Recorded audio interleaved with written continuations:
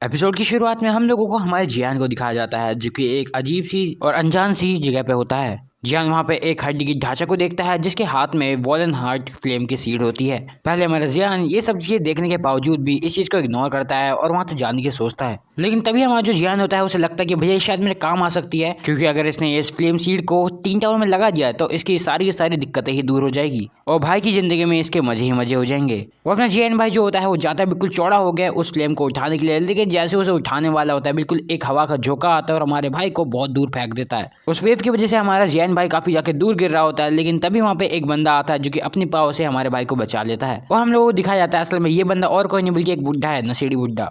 हमारा जियान भाई जो होता है वो इस बुढ़े से काफी सारे सवाल पूछता है, लेकिन ये बंदा बिल्कुल भी किसी का जवाब नहीं देता और अपनी दारू निकाल के बस टशन से पी रहा होता है। हमारा जियान भाई फिर भी रुकता नहीं है, बस सवाल पे सवाल पूछता जाता है, कौन है भाई तू एंड ये सब। एंड तभी वो बंदा उसे अपनी तरफ बुलाता है, उसके मुंह पे थूक देता है, कहता है ले मुंह दिया तेरे मुंह पे।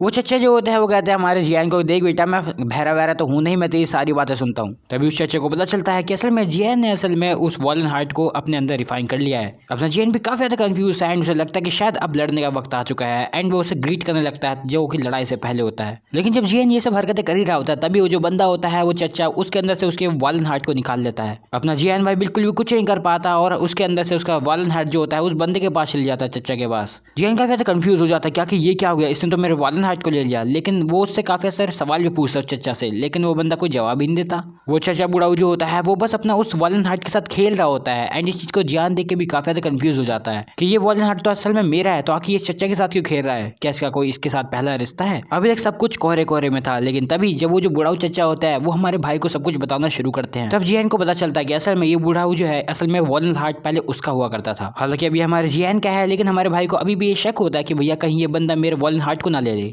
लेकिन वो जो बुढ़ाऊ चच्चा होता है काफी ज्यादा बढ़िया होते हैं और हमारे भाई को उसका वॉलन हार्ट वापस कर देते हैं और कहते हैं नहीं ये तुम ही रख लो। ये सब ड्रामा होने के बाद हमारे जो बुढ़ाऊ होता है वो हमारे भाई को काफी देर से घूरने लग जाता है, उसके बाद उसे अपना भी देते हैं वॉलन हार्ट भाई, क्योंकि अपना भाई जो है वो असल में एक आर्केमिस्ट है। इतना सारा ड्रामा देखने के बाद हमारा जो जियान होता है काफी ज्यादा कंफ्यूज हो जाता है कि आखिर ये बंदा मेरे को ये सीट देख ही क्यों रहा है। वो बुढ़ाऊ जो होता है चचा वो अभी भी दे रहे होते हैं अपने सीट को कि ले भाई ले भाई फ्री का दे रहा हूँ, ले। लेकिन अपना जो भाई होता है जियान वो बिल्कुल भी उसे लेने का मूड में नहीं होता, क्योंकि उसे लग रहा होता है ये कोई ना कोई तो चाल है। अपना जियान अभी भी उस बंदे की शक्ल देख रहा होता है एंड वो जो चचा होता है वो कहता है अरे यार तू रुक। एंड वो जो चचा होता है वो असल में अपनी स्टोरेज रिंग को बुलाते हैं अपने स्केलेटन से एंड उसको यूज करते हुए उसमें से एक स्क्रोल निकालते हैं। वो चचा असल में हमारे भाई को और भी ज्यादा लालच देके उसे अपनी साइड लेना चाहते थे। इसी के चलते वो अपने एक स्पेशल स्क्रोल भी निकालते हैं जो कि हमारे भाई को बताते हैं इसके बारे में कि असल में ये जो स्क्रोल है तुम्हें फायर टेक्निक पे पूरी तरह से काबू करने में मदद करेगा और इसका यूज करके मैंने काफी सारी तबाही भी मचा रखी है।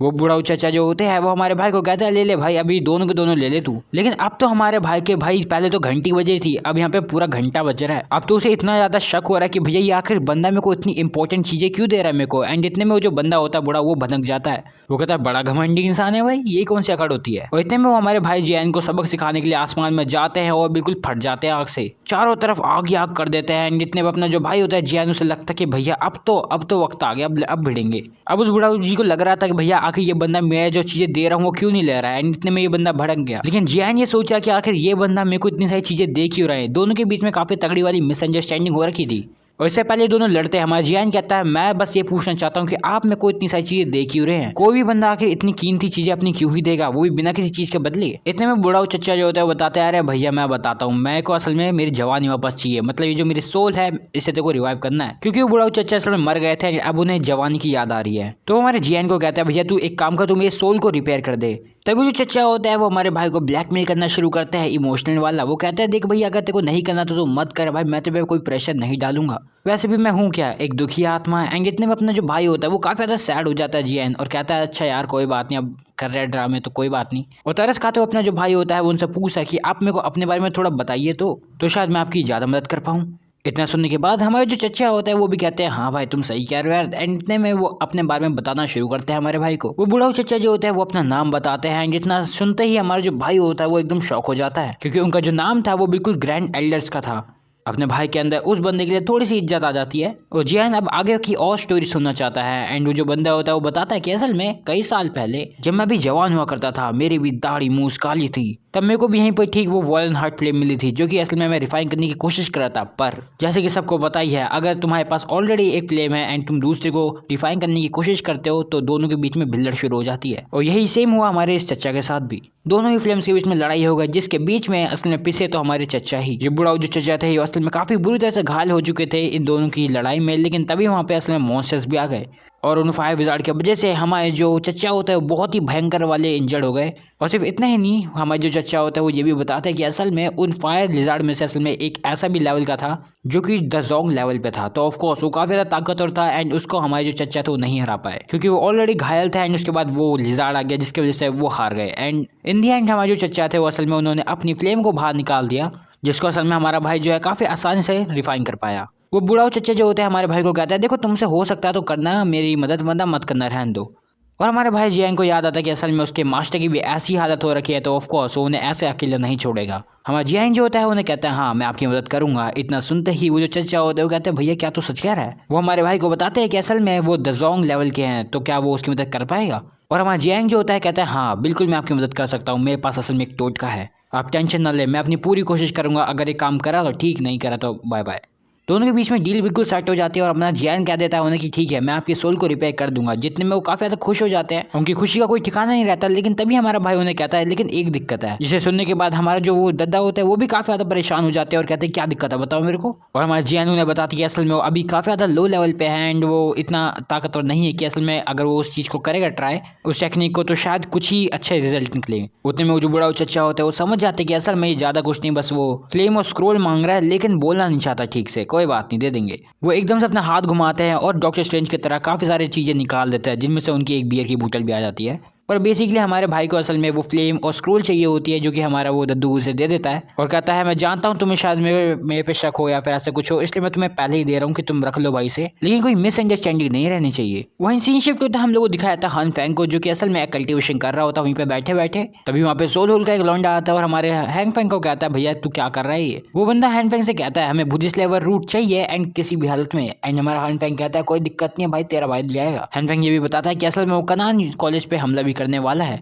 वो बंदा कहता है कि ये इतनी आसान चीज़ नहीं होने वाली है, ये कोई छोटी मोटी चीज़ नहीं है जो तुम इतनी आसानी से कर लोगे। लेकिन हन फैंग बताता है तुम चिंता क्यों ले रहे हो, असल में ऐसे काफ़ी सारे लोग हैं जो कि कनान कॉलेज पे हमला करना चाहते हैं। और सिर्फ इतना ही नहीं बल्कि असल में उन लोगों को जियान से भी काफ़ी तगड़ी वाली दुश्मनी है, तो मदद करने के लिए मना नहीं करेंगे। एंड इतना कहते ही सोल होल का जो बंदा होता है वो हमारे हैंग फैंग को एक क्रिस्टल देता है जिसमें वो अपनी शक्तियाँ भरते हुए उसे देता है। और वो हैंग फैंग को कहता है देखो इस बार फेल मत हो जाना। एंड जितना कहने के बाद वो उसे दे देता है, वहाँ से चल जाता है। वहीं तभी सीन शिफ्ट होता है, हम लोग को दिखाया जाता है हमारे जियांग को जो कि लड़ रहा होता है फायर लिजार्ड से। वहीं जब ये सब चल ही रहा होता है, वहीं दूसरी तरफ हमें दिखाया जाता है हमारे चचा को जो कि असल में वहाँ पे खड़े होते हैं, हमारे भाई पे काफ़ी ज़्यादा गुस्से में होते हैं। नहीं मतलब ये क्या दिन आ चुके हैं भाई, मतलब एक द जोंग लेवल के बंदे को यहाँ पे बॉडी गार्ड के लिए रखा है, ये क्या बात होती है। वो हमारे भाई से काफ़ी ज़्यादा नाराज़ होता है, लेकिन अपना भाई उन्हें बोलता है यार अगर आप मेरी बात मानोगे तो मैं आपकी सोल को जल्दी रिपेयर कर पाऊंगा।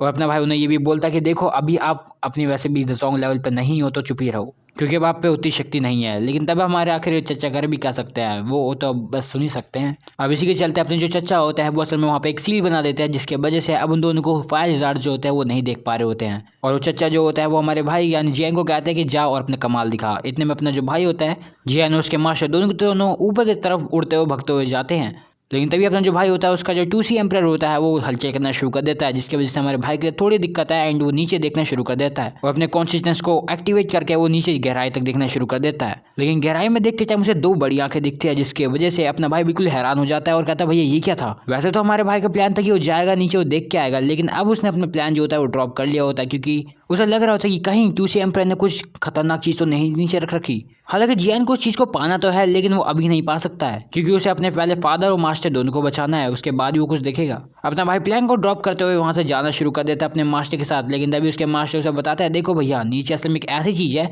जिसे द जोंग लेवल के लोग भी डरते हैं। उस चचा की बातें ऐसे सुनने के बाद अपना भाई काफ़ी ज़्यादा ऐसी की तैसी हो जाती है उसकी भी। एंड वो कहता है भैया ये सब हम बाद में करेंगे, पहले यहाँ से निकलते हैं। अपना भाई उस चचा के साथ वहाँ से फटाफट निकल जाता है क्योंकि उसके जो चचा होते हैं उनकी भी पावर कम हो रही होती है। एंड चाचा हमारे जियांग को बताते हैं भैया अभी मेरी पावर खत्म हो रही है, इसलिए मैं तुम्हारी रिंग के अंदर जा रहा हूँ दोबारा सोने के लिए, क्योंकि मेरे को जाके सोना पड़ेगा तभी मैं रिकवर हो पाऊंगा एंड तब तक मैं कुछ कर पाऊंगा, तब तक की बाकी चीजें मैं तुम्हारे पे छोड़ता हूँ। जियांग को लगता है कि अभी इनको काफी ज्यादा टाइम लगने वाला है हील होने में, तब तक वो अपनी हेवनली टेक्निक को प्रैक्टिस कर लेगा और एक बढ़िया सी जगह पे जाने के बाद वहाँ पे कल्टीवेट करना शुरू कर देता है। वहीं जब ये सब ड्रामा चल ही रहा होता है हमें बाहर का सीन दिखाया जाता है जहाँ पे असल में फर्स्ट एल्डर और जियान का भाई दोनों होते हैं। फर्स्ट एल्डर काफी ज्यादा परेशान होते हैं एंड वो कहते हैं कि क्या अभी तक वैसे भी जियान बाहर नहीं आया तो कहीं उसके साथ कुछ अंदर सीन तो नहीं हो रखा होगा, बस वो ठीक हो अंदर। एंड हमारा जो जियान का भाई होता है वो कहता है अरे आप इतना चिंता क्यों ले रहे हैं। जियान का भाई काफी ज्यादा कॉन्फिडेंट होता है और वो कहता है मेरा भाई जियान काफी ज्यादा इंटेलिजेंट है, आप उसकी चिंता मत करो। वहीं दूसरी तरफ हमें हमारे जियान को दिखाया जाता है जो कि बस अपना कल्टीवेट कर ही रहा था, तभी उसके सामने से एक फायर बॉल उसे लगने ही वाली होती है, हालांकि वो बच जाता है और वो देखता है उसके सामने फायर विजार्ड है जिसे असल में वो खत्म कर देता है अपनी शक्तियों का यूज करते हुए। अपना भाई एक फॉक्स को समन कर लेता है जो कि उन सारी छिपकलियों की ऐसी की तैसी कर देता है। इतने बढ़िया मूव को देखने के बाद तभी हमें दिखाया जाता है वहाँ पे असल में हमारे वो चचा आ जाते हैं और वो हमारे भाई जियान को काफी ज्यादा उसकी तारीफ करते हुए कहते हैं वाह क्या कब बात है, तुमने कमाल कर दिया।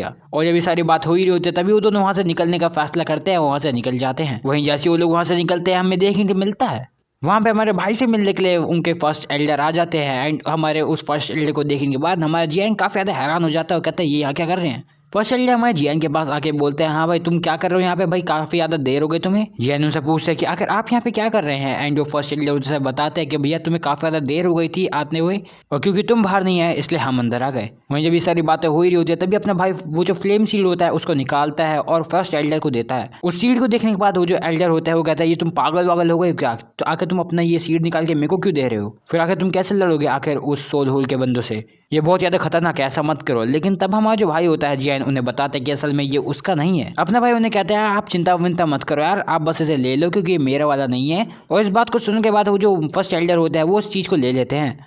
वहीं तभी हमारा जो भाई होता है जियान उन्हें बताता है कि असल में ये अभी एक बेबी सीड है तो ये शायद किंग टावर को चलाने में काफ़ी ज़्यादा हेल्प तो कर ही सकता है, साथ ही साथ जब ये बड़ा होगा शायद ये आपकी बात भी मानना शुरू कर दे और सिर्फ इतना ही नहीं बल्कि कनान कॉलेज को भी प्रोटेक्ट करेगा, तो ये फ़ायदे ही फ़ायदे वाली चीज़ है। फर्स्ट एल्डर खुश हो जाता है एंड इसी के साथ हमें दिखाया जाता है बाहर का सीन। बाहर हम लोगों को दिखाया जाता है कि असल में टीन टावर से काफ़ी ज़्यादा एनर्जी निकल रही होती है और आसपास के जितने भी लोग होते हैं वो ये समझ जाते हैं कि भैया टीन टावर दोबारा से चलने वाला है, टीन टावर जो है वो जल्दी ओपन हो जाएगा। एंड वहीं हमें दिखाया जाता है अगला सीन जहाँ पे काफ़ी सारे जो एल्डर्स होते हैं वो उस टीन टावर के अंदर उस फ्लेम सीड में पावर भर रहे होते हैं। वहीं तभी सीन शिफ्ट होता है, हम लोग को दिखाया जाता है हमारे जियांग को जो कि असल में अपने भाई से मिलता है।